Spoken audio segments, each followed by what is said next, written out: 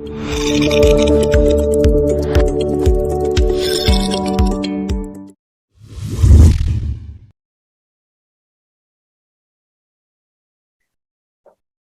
lagi teman-teman, hari ini saya akan berbagi mengenai kepemimpinan dalam manajemen mutu pelayanan kesehatan. Ada 3 hal yang akan saya bahas kali ini.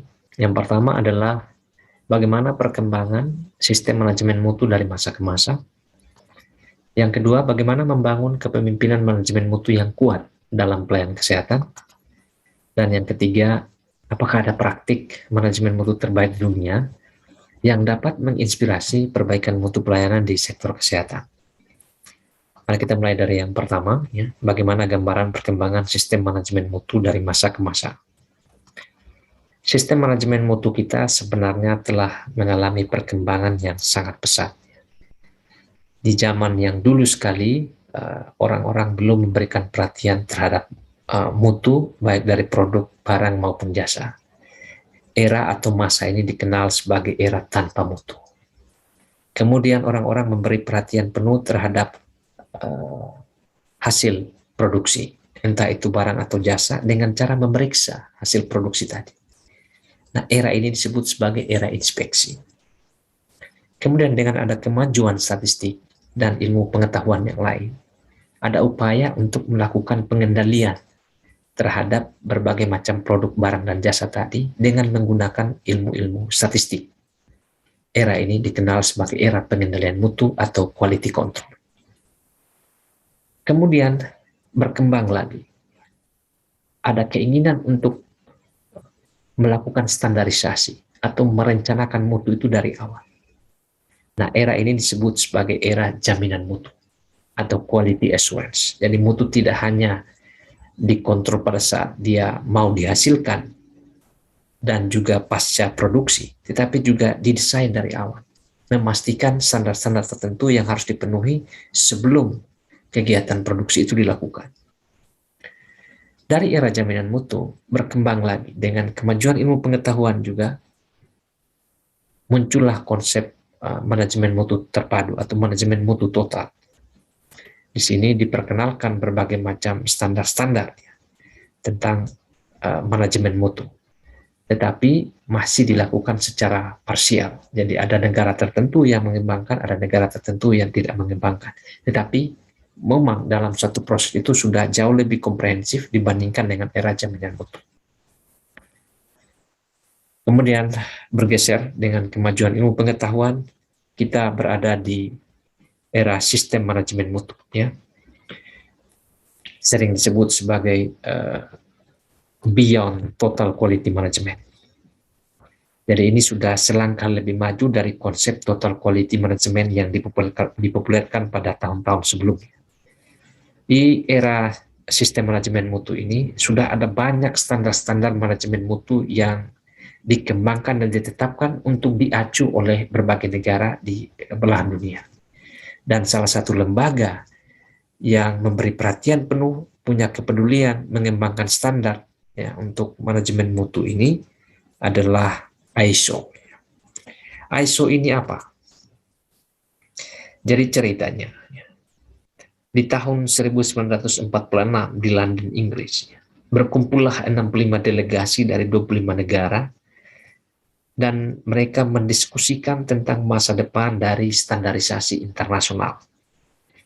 Nah, mengapa mereka berkumpul? Tentu mereka adalah orang-orang yang punya kepedulian dengan upaya standarisasi, karena sudah begitu banyak produk barang, ya, terutama barang yang dihasilkan dari berbagai macam perusahaan, dan perlu ada standarisasi terhadap berbagai macam hal tersebut. Demikian pula dengan jasa. Nah, hasil pertemuan di tahun 46, kemudian diskusi-diskusi setelah pertemuan itu, dibentuklah lembaga ISO ini pada tahun 1947. Lembaga ISO ini adalah lembaga yang non-governmental international organization.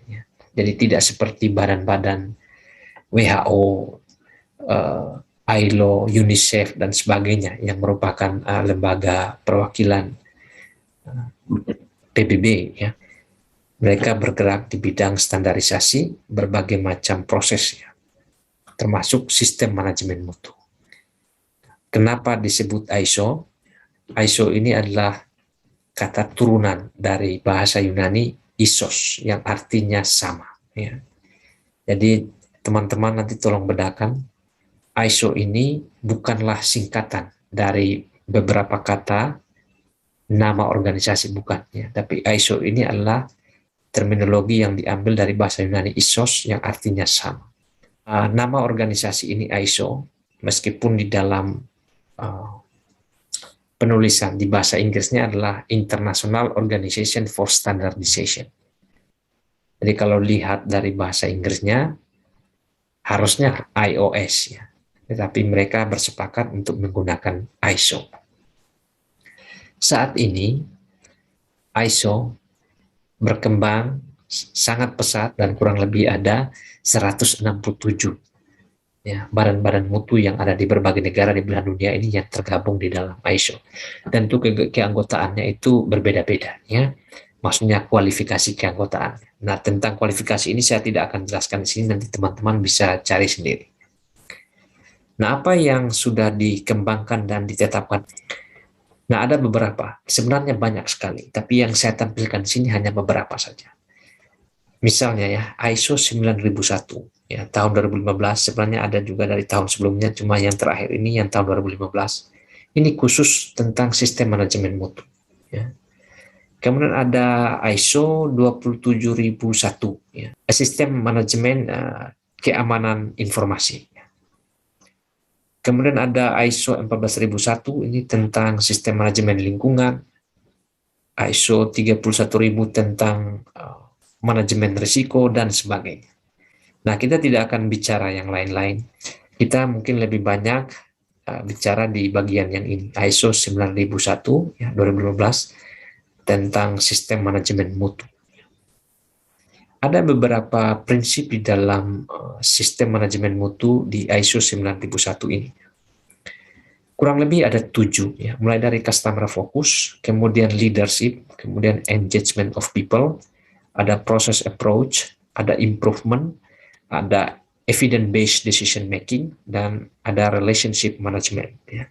Kita akan bahas ini satu persatu, mulai dari customer focus atau fokus pada pelanggan. Hal-hal apa yang penting dari prinsip ini? Yang pertama adalah ada upaya untuk memahami kebutuhan pelanggan. Organisasi yang mau disertifikasi ISO 9001 harus bisa memahami kebutuhan pelanggan. Kemudian ada penyelarasan tujuan organisasi dengan kebutuhan dan harapan pelanggan. Kemudian ada pemenuhan kebutuhan pelanggan, pengukuran kepuasan pelanggan, pengelolaan hubungan dengan pelanggan. Kemudian ada upaya untuk menyediakan produk barang atau jasa yang melebihi harapan pelanggan. Kemudian di prinsip yang kedua, leadership atau kepemimpinan. Apa yang penting dari prinsip ini? Yang pertama, ya ada penetapan visi dan arah pengembangan organisasi dari kepemimpinan yang ada di organisasi itu. Kemudian yang kedua, adanya tujuan organisasi yang menantang ya untuk dicapai di masa yang akan datang. Organisasi itu tidak hanya bicara sesuatu yang sama dengan apa yang dicapai di masa lalu atau masa sekarang, tapi juga ada tujuan yang menantang yang akan dicapai di masa datang. Yang ketiga, organisasi itu mesti memiliki nilai-nilai atau values. Setiap kali orang berhubungan atau berinteraksi dengan organisasi itu selalu terbersit nilai-nilai atau selalu ada di dalam pikiran orang-orang tentang organisasi itu. Misalnya kecepatan, keramahan, pelayanan yang menjangkau, yang tidak terjangkau, dan sebagainya. Kemudian ada upaya untuk membangun kepercayaan. Kepercayaan ini bukan hanya antara pelanggan dengan organisasi, tetapi juga kepercayaan di internal organisasi itu sendiri. Kemudian ada pemberdayaan terhadap karyawan atau staff, ya, dan ada pengakuan terhadap kontribusi dari karyawan atau staff. Ya. Prinsip yang berikut adalah engagement of people atau keterlibatan orang. Nah, apa yang penting di sini? Yang pertama, ada penghargaan terhadap kemampuan orang lain atau kemampuan karyawan yang ada di dalam organisasi. Yang berikut adalah meningkatnya rasa dan kemampuan bertanggung jawab. Bertanggung jawab artinya dari orang-orang yang terlibat itu. Kemudian ada partisipasi dalam perbaikan yang berkelanjutan. Ya. Artinya perbaikan yang berkelanjutan itu tidak hanya melibatkan satu atau dua orang, tetapi partisipasi dari banyak orang. Kemudian ada evaluasi kinerja individu, orang per orang. Kemudian ada proses pembelajaran dan berbagi pengetahuan. Karena bagaimanapun juga ada kaderisasi, ya, ada mutasi dan sebagainya. Maka di dalam organisasi itu mesti ada proses pembelajaran dan proses berbagi pengetahuan, sehingga proses mutasi, distribusi dan sebagainya itu bisa tereksekusi dengan baik dan pekerjaan-pekerjaan yang dibebankan juga selesai sesuai dengan standar. Kemudian ada diskusi terbuka tentang masalah dan kendala di dalam organisasi. Oke, prinsip berikutnya adalah proses approach. Apa yang penting dari prinsip ini? Yang pertama, pengelolaan aktivitas sebagai satu proses. Ya, proses berarti ada kaitan dengan input dan nanti akan menghasilkan output. Jadi aktivitas itu tidak dipandang sebagai suatu bagian yang tunggal, tetapi dia merupakan bagian dari yang lain. Kemudian ada pengukuran kemampuan dalam melakukan aktivitas, sehingga bisa diketahui pada tahapan mana kecacatan atau kelemahan itu terjadi ketika proses produksi dilakukan. Dan kalau ditemukan seperti itu, langsung nanti bisa diintervensi untuk mengganti orang-orang yang memiliki kemampuan dalam melakukan setiap aktivitas tadi. Kemudian ada proses identifikasi tentang keterkaitan antar kegiatan. Kegiatan yang satu mempengaruhi kegiatan yang lain. Nah, mesti ada proses identifikasi sehingga antara kegiatan yang satu dengan kegiatan yang lain itu benar-benar terkoordinasi dan terlaksana dengan baik. Kemudian perbaikan dan peningkatan layanan menjadi prioritas utama. Jadi kalau di dalam proses itu ditemukan kekurangan, ditemukan kelemahan, perbaikan dan peningkatan itu langsung menjadi prioritas utama. Ya. Kemudian di dalam pendekatan proses ini tentu sumber daya yang digunakan itu secara efektif ya, dan efisien. Efektif dalam arti benar-benar sumber daya tadi mampu untuk memenuhi kebutuhan untuk peningkatan, dan juga efisien artinya tidak poros. Prinsip yang berikutnya adalah improvement atau perbaikan. Apa yang penting dari prinsip ini? Di dalam organisasi tentu harus ada peningkatan kinerja. Dan kalau ada peningkatan kinerja berarti telah terjadi proses improvement atau perbaikan. Dan organisasi mampu untuk meningkatkan kapasitasnya dari yang sebelumnya masih rendah ke yang tinggi. Kemudian ada penyelarasan kegiatan perbaikan dan peningkatan. Tentu kegiatan-kegiatan untuk peningkatan mutu itu banyak sekali. Nah, mesti ada penyelarasan supaya kegiatan perbaikan atau peningkatan mutu ini tidak kemudian menjadi blunder dan membuat organisasi menjadi tidak berkembang. Kemudian ada pemberdayaan orang atau staf untuk melakukan perbaikan. Jadi tidak selamanya perbaikan itu dilakukan karena intervensi dari luar. Harus ada pemberdayaan orang atau staf untuk melakukan perbaikan dari internal organisasi itu sendiri. Yang berikut adanya konsistensi dalam pengukuran kemajuan. Jadi setiap ada tindakan perbaikan harus ada pengukuran. Sejauh mana perbaikan itu berhasil. Nah, harus ada konsistensi dalam pengukuran ini. Kemudian ada penghargaan terhadap berbagai keberhasilan tindakan. Jadi setiap kali ada tindakan perbaikan yang berhasil, mesti ada penghargaan.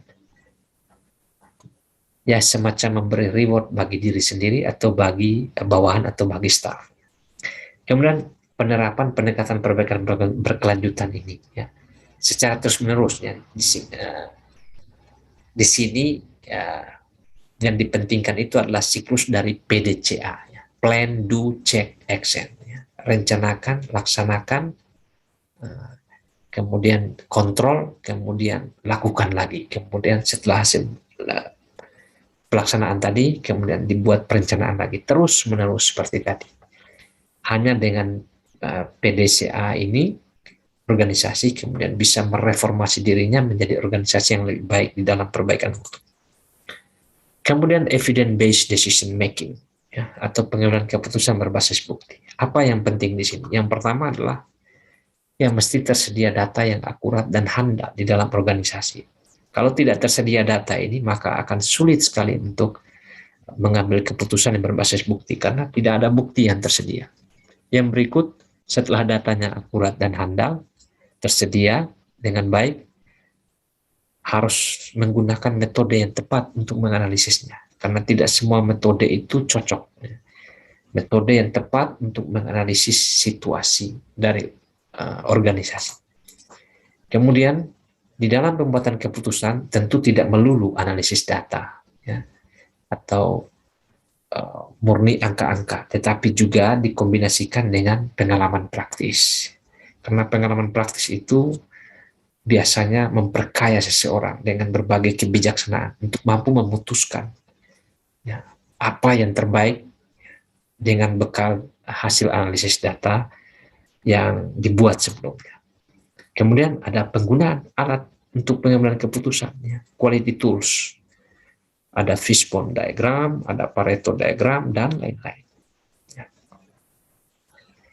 Oke, prinsip yang terakhir adalah relationship management atau hubungan manajemen. Ini terkait erat dengan pemasok atau supplier.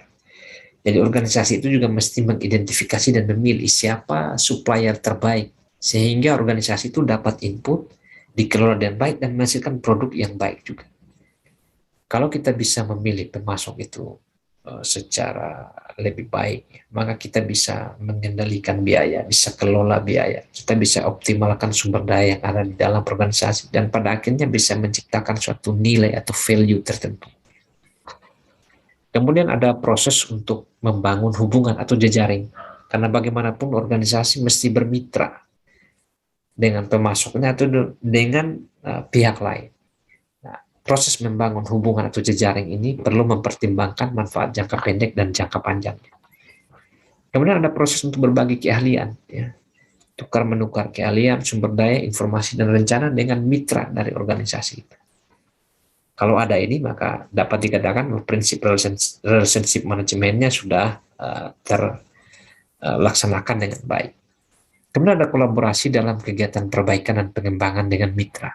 Kadang-kadang kita perlu masukan dari mitra, ya, untuk memperbaiki mutu pelayanan kita. Kemudian ada pengelolaan rantai pasok atau supply chain management sebenarnya. Nah, tentang bagaimana pengelolaan rantai pasok ini, saya tidak bisa jelaskan secara detail di sini. Nanti teman-teman bisa mencari sendiri, ya, dari sumber-sumber yang ada. Kita lanjut ke bagian yang kedua. Bagaimana membangun kepemimpinan manajemen mutu yang kuat dalam pelayanan kesehatan? Ada 7 domain, ya, atau 7 area atau 7 ranah dalam kerangka kepemimpinan pelayanan kesehatan. Ya. Ini saya kutip dari NHS Leadership Academy dan juga Rahma 2016. Domain yang pertama adalah menunjukkan kualitas pribadi.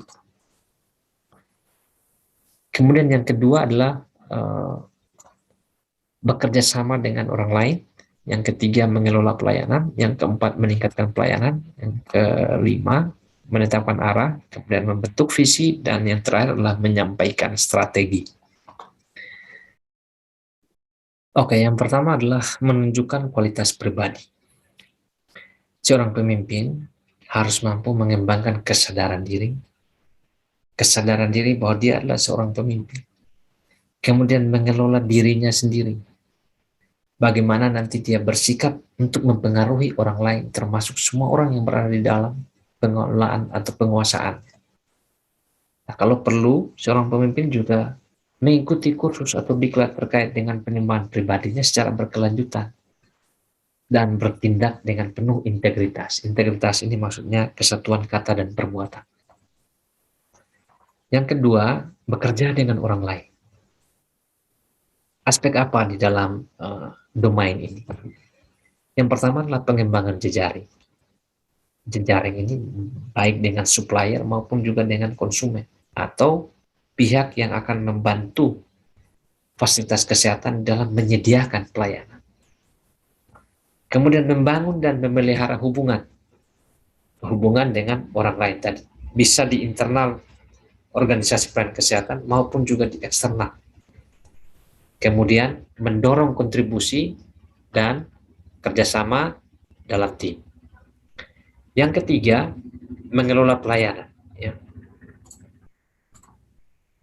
Jadi dalam pengelolaan pelayanan ini ada proses perencanaan, ada pengorganisasian, ya, pengelolaan hubungan antar manusia, termasuk dengan kinerja. Yang keempat adalah meningkatkan pelayanan atau improving services. Kalau di fasilitas kesehatan tentu kaitannya dengan menjamin keselamatan pasien, ya, melakukan evaluasi secara kritis terhadap berbagai macam prosedur layanan, mendorong inovasi, dan juga memfasilitasi transformasi atau perubahan dari organisasi menjadi lebih baik dari masa ke masa. Yang kelima, menetapkan arah. Ya. Organisasi atau fasilitas kesehatan tadi harus dikembangkan, harus lebih baik. Oleh karena itu, konteks atau situasi yang mendorong terjadinya perubahan itu mesti diidentifikasi oleh seorang pemimpin. Di sana ada penggunaan pengetahuan, bukti-bukti ilmiah, ya. Kemudian berani membuat keputusan, dan mengevaluasi dampak yang dihasilkan dari keputusan yang diambil. Yang keenam, membentuk visi. Ya. Dan di sini tentu organisasi itu harus memiliki visi. Visi itu harus dirumuskan. Dan visi ini mesti dikaitkan dengan sistem kesehatan yang lebih luas. Dan setelah visi itu terbentuk, dikomunikasikan visi dari organisasi pelayanan kesehatan tadi. Yang ketujuh adalah menyampaikan strategi. Ya. Di sini membingkai strategi yang dirumuskan tadi dalam kemasan-kemasan yang bisa dimengerti, dipahami oleh internal dan juga pihak-pihak dari supplier atau pemasok, ya, yang mendukung proses layanan di satu fasilitas kesehatan. Kemudian dikembangkan strategi ini menjadi taktik-taktik yang lebih mikro, lebih kecil, ya, di setiap unit layanan, diimplementasikan dan dievaluasi strateginya. Jadi dari 7 domain ini ada aspek-aspek yang harus dikembangkan atau harus dijalankan oleh seorang pemimpin supaya kepemimpinan itu menjadi kuat di fasilitas kesehatan yang menyediakan pelayanan kesehatan bagi masyarakat. Nah, tentang gaya kepemimpinan. Gaya kepemimpinan ini kalau lihat per definisinya adalah seni mempengaruhi orang lain sebenarnya.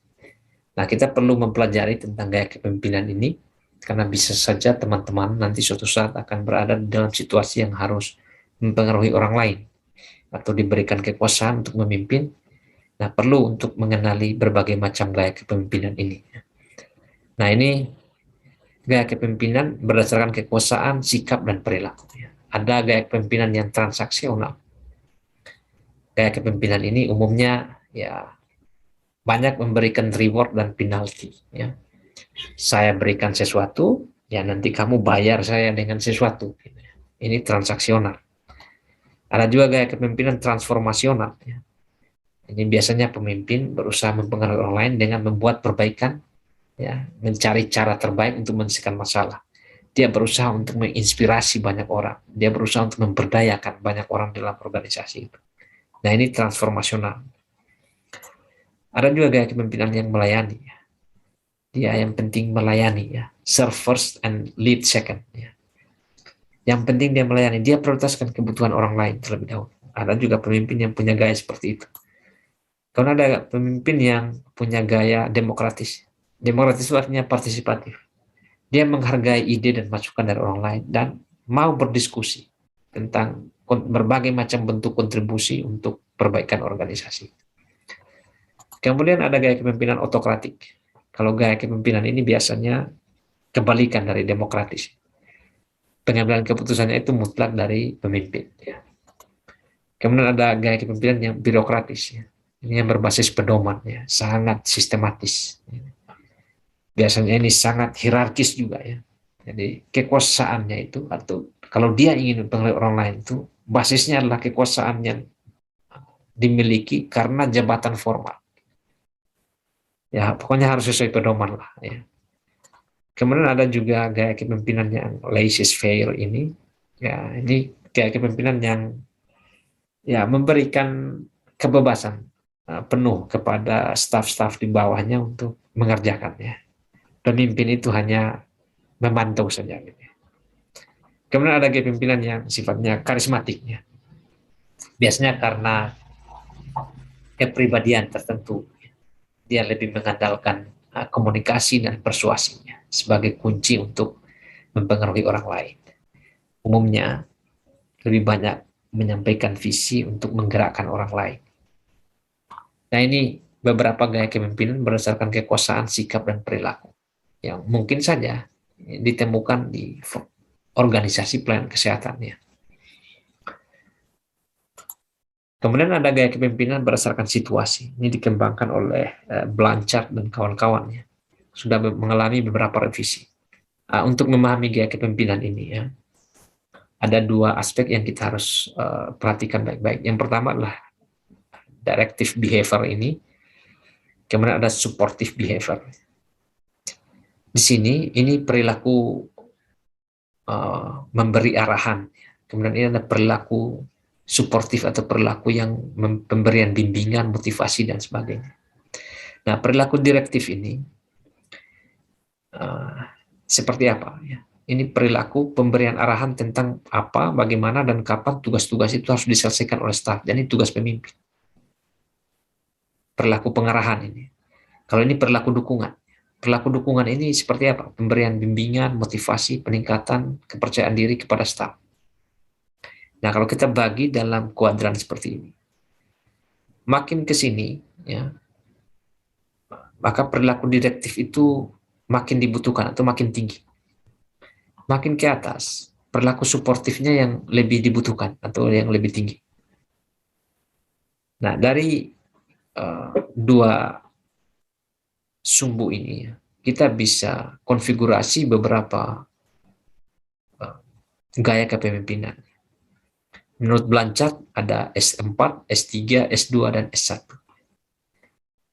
S4 ini, menurut Blanchard dan kawan-kawan, ini dianggap cocok diterapkan gaya kepemimpinan yang delegatif. Mengapa?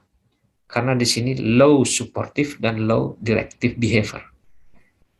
Jadi orang-orang yang ada di sini, itu situasi ya, jadi karyawan-karyawan yang ada di sini, di dalam kotak ini adalah karyawan yang tidak membutuhkan pengarahan lagi ya tentang apa, bagaimana dan kapan tugas-tugas harus diselesaikan, dan juga tidak terlalu membutuhkan perilaku dukungan dari pimpinan seperti bimbingan, motivasi dan lain-lain. Nah, karena dia sudah tidak terlalu membutuhkan pengarahan dan juga dukungan, pemimpin itu tinggal mendelegasikan saja. Karena dianggap orang-orang atau bawahan di bagian ini sudah bisa mengerjakan. Dan dia juga tidak perlu dikasih bimbingan motivasi lagi. Sudah bisa jalan dengan sendirinya. Nah, berbeda dengan S3. S3 ini supporting. Ya. Di sini yang lebih dibutuhkan itu perilaku suportif. Kalau perilaku direktifnya, pengarahannya tidak perlu lagi. Karena di sini sudah tahu tentang bagaimana tugas-tugas itu diselesaikan. Dia hanya butuh bimbingan, motivasi, supaya dia bisa mengeksekusi itu dengan baik. Ini supporting. Kemudian di S2, coaching. Nah, di coaching ini, perilaku direktifnya yang tinggi, ya. Di saat yang sama, perilaku suportifnya juga tinggi. Nah, di bagian sini, Blanchard menyatakan gaya yang cocok adalah gaya coaching. Ya, tentu butuh arahan dari pimpinan dan juga butuh pemberian motivasi, bimbingan yang ekstra. Kemudian yang S1 ya, atau di kotak sini. Di sini staf itu sangat membutuhkan arahan dari pimpinan. Tapi untuk bimbingan, motivasi, dan peningkatan kepercayaan diri yang sifatnya mendukung pekerjaan itu tidak terlalu dibutuhkan lagi, karena dianggap dia sudah bisa. Ya. Sehingga di sini, menurut Blanchard, ini gaya kepemimpinan yang directing, ya. Directing di sini. Nah, apa-apa yang harus dilakukan? Ya? Yang pertama, di S4, kalau staf itu dia tidak perlu dijelaskan tentang apa, bagaimana, dan kapan tugas itu diselesaikan, dan juga dia tidak butuh lagi bimbingan, motivasi, dan peningkatan kepercayaan diri, maka pimpinan ini cukup mendelegasikan wewenangnya kepada bawahan dalam menyelesaikan tugasnya secara mandiri. Pimpinan itu hanya memantau saja. Kalau di S3 bagaimana? Di S3, karena di sini staf itu lebih membutuhkan perilaku suportif dari pimpinan. Nah, maka pimpinan tinggal mendengarkan saran dari bawahan. Dia tinggal melakukan upaya motivasi atau dorongan, dorong bawahan ini untuk bekerja secara mandiri, ambil keputusan, dan kalau perlu pimpinan turut membantu memecahkan masalah. Kemudian di S2 ini ya, karena dia butuh sekali perilaku arahan dari pimpinan dan juga butuh dukungan, ya, maka pimpinan itu mesti menjelaskan keputusannya yang diambil oleh pimpinan, ya. Kemudian dia ajak bawahan untuk memberikan saran, kemudian juga memberikan apresiasi kalau bawahannya itu mampu untuk menjalankan apa yang ditugaskan oleh pimpinan. Di S1 di sini bawahan itu sebenarnya tidak perlu lagi perilaku suportif dari pimpinan karena dianggap sudah punya kemampuan, ya, punya motivasi yang baik. Maka di sini pimpinan itu hanya menyediakan instruksi yang spesifik, instruksi yang jelas saja tentang bagaimana tugas-tugas itu diselesaikan. Jadi di gaya kepemimpinan berdasarkan situasi ini tergantung dari bawahannya. Bawahannya itu ada di bagian yang mana?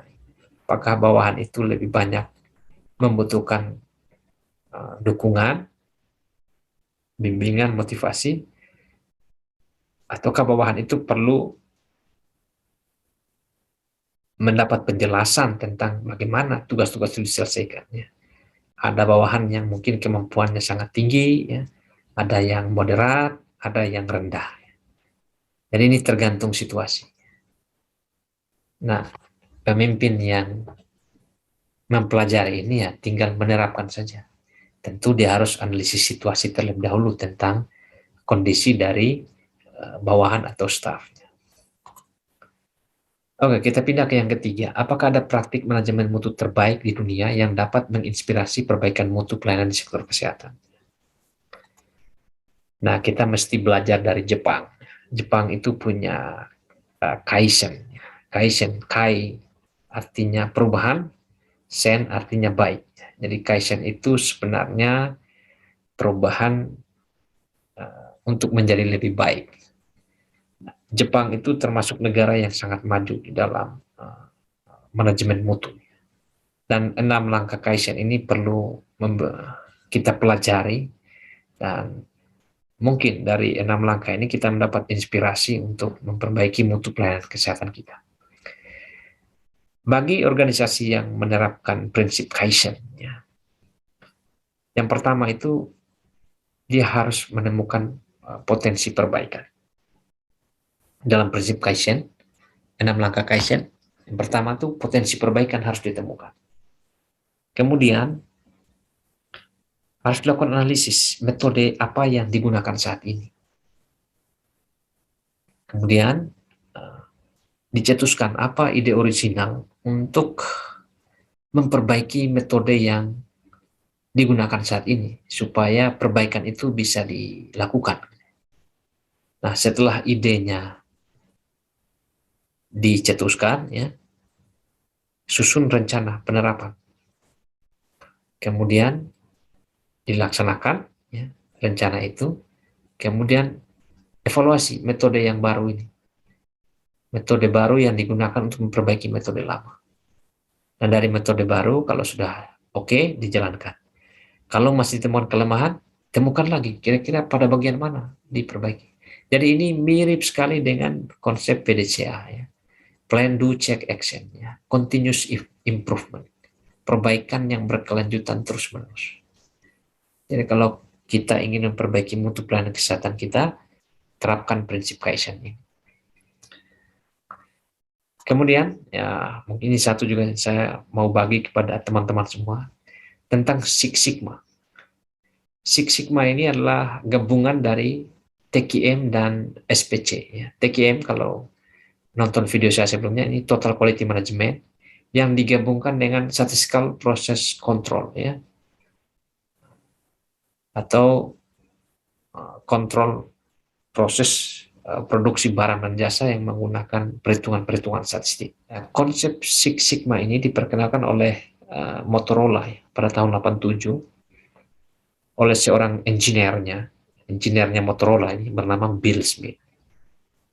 Jadi dia itu lebih kepada upaya untuk mengurangi kecacatan produk. Maka di dalam Six Sigma ini dihitung ini DPMO ini, defect per million opportunities. Nah, kalau sudah diketahui level Six Sigma-nya, nanti organisasi akan berpikir bagaimana. Karena kalau banyak catat, otomatis pelanggan itu tidak dipuaskan. Jadi dengan adanya penggunaan Six Sigma ini dalam proses produksi dan juga perbaikan mutu secara umum, diharapkan nanti akan ada perbaikan, fokus terhadap kepuasan dan kebutuhan pelanggan. Kemudian mengurangi kecacatan, ya. Dan ya selalu akan berada pada pusat target atau apa yang diharapkan oleh organisasi atau standar yang ditetapkan. Dan kalau bisa mengurangi variasi atau menurunkan variasi. Nah, proses di dalam Six Sigma ini ada 5 tahapan, mulai dari define, mendefinisikan, ya, apa dari layanan-layanan kita, ya, apa indikatornya layanan ini dikatakan baik atau tidak baik, atau masih kurang atau masih belum sempurna. Nah, setelah didefinisikan dan dibuat kriteria-kriterianya, kemudian dilakukan pengukuran. Setelah dilakukan pengukuran, dilakukan analisis terhadap hasil pengukuran, kemudian ada perbaikan, improve, kemudian ada pengendalian terhadap pelaksanaan tadinya, improve. Nah, perhitungan tentang DPMO atau defect per million opportunities ini kurang lebih seperti ini. Ini saya contohkan untuk barang. Misalkan ya, ada satu perusahaan ingin memproduksi 500 unit. Nah, untuk bisa memproduksi 500 unit ini, dia tentu butuh input yang banyak. Harapannya nanti akan keluar 500 unit juga. Nah, untuk bisa menghasilkan output yang 500 unit ini, ada 4 langkah kerja. Langkah 1, langkah 2, langkah 3, dan langkah 4. Nah, dari hasil pengamatan, pengukuran, ternyata ada 2 yang cacat di langkah pertama dan juga langkah keempat. Nah, bagaimana kita menghitung DPMO ini? Tinggal dimasukkan saja rumus ini, ya. D dibagi dalam kurung U dikali O dikali sejuta. D itu adalah jumlah cacat, U itu adalah jumlah unit, O itu adalah kesempatan atau potensi terjadinya cacat. Nah, di sini jumlah cacat itu ada 2. Di langkah kerja 1 dan langkah kerja 4. Jumlah unitnya ada berapa? Ada 500. Nah, potensi terjadinya cacat O berarti 500 dikali 4. Karena di sini ada 4 langkah kerja dari 500 unit. Sehingga kalau dimasukkan ke rumus, D dibagi dalam kurung U dikali O dikali sejuta. D ini 2, kemudian unitnya ada 500, kemudian O ini potensi terjadinya cacat, ya, ada 4 kali, ya, dikali sejuta. Hasilnya 1000 DPMO. Nah, 1000 DPMO ini kalau kita konversi ke tabel Six Sigma, ya ada sekitar ya di bagian sini lah, ya. Sigma level 4. Nah, ini terhadap produk barang. Bagaimana kalau dengan produk jasa? Nah, ini contoh saya ambil dari blognya Profesor Vincent Gaspers. Ini contoh perhitungan Six Sigma untuk pengangkutan kapal feri ya, selama 3 bulan dengan pengamatan terhadap 24.000 penumpang. Ini jasa pengangkutannya. Nah, jenis kegagalannya apa saja? Bisa keberangkatan kapal terlambat, orang nanti tidak puas. Atau kedatangannya terlambat, orang juga tidak puas, ini masalah. Kemudian ada kendaraan atau barang yang diangkut itu rusak di dalam kapal, ini juga bermasalah. Ada kecelakaan penumpang waktu mau naik atau turun. Kemudian ada kejadian kelebihan pembayaran tiket. Kemudian ada miskomunikasi dalam pelayanan, ada petugas yang tidak sopan. Nah, bagaimana mengetahui seluruh jenis kegagalan ini? Misalnya keberangkatan kapal terlambat dilihat dari log kapal, ya, customer service, dan juga dari komplain yang disampaikan. Berapa kali kejadian? Nah, dilihat ada berapa orang yang mengalami keberangkatan kapal yang terlambat. 1915. Berapa orang yang mengalami kejadian keterlambatan kapal yang datang terlambat? 10.550. Seterusnya. Dijumlahkan, total keluhan atau jenis kegagalan ini ada sekitar 12.673. Nah, total opportunity-nya U dikali O sama dengan 24.000. 24.000 itu 24.000 penumpang dikali 7 peluang kegagalan. Ya, ada 1, 2, 3, 4, 5, 6, 7. Hasilnya adalah 168.000. Jumlah peluang kegagalannya. Total opportunities-nya. Kemudian defect atau kecacatan atau kelemahan per peluang itu sama dengan 12.673 dibagi 168.000.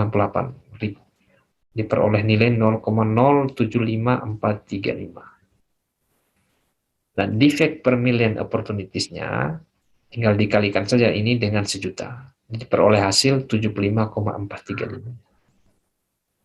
Nah, berapakah level sigmanya, sigma levelnya? Ya, dari hasil perhitungan Excel dengan rumus sama dengan norm inverse kurung 2 1.000.000 dikurang 75.435 dibagi 1.000.000 ditambah dengan 1,5 diperoleh 2,936469 dibulatkan menjadi 2,94. Artinya jasa pengangkutan kapal feri SDP ini ada di level sigma 2 sampai 3, 2,94. Nah, level pencapaiannya kalau 2,94 ya berarti antara ini ya.